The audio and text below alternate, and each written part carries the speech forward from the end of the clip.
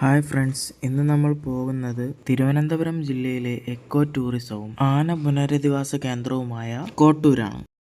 പശ്ചിമഘട്ടത്തിന്റെ താഴ്വരയിൽ നെയ്യാർ വന്യജീവി സങ്കേതത്തിന്റെ ഭാഗമായാണ് കോട്ടൂർ സ്ഥിതി ചെയ്യുന്നത്. പ്രകൃതി സൗന്ദര്യവും വന്യജീവി വൈവിധ്യവും കോട്ടൂരിന്റെ സൗന്ദര്യത്തെ വർദ്ധിപ്പിക്കുന്നു. കോട്ടൂരിലെ ഏറ്റവും വലിയ പ്രത്യേകത ഇവിടുത്തെ ആന വളർത്തൽ കേന്ദ്രമാണ്. പരുക്കേറ്റതും അനാഥരുമായ ആനകളെ ഇവിടെ സംരക്ഷിക്കുകയും പരിപാലിക്കുകയും ചെയ്യുന്നു. നിലവിൽ ഇപ്പോൾ 10ഓളം ആനകൾ ഇവിടെയുണ്ട്.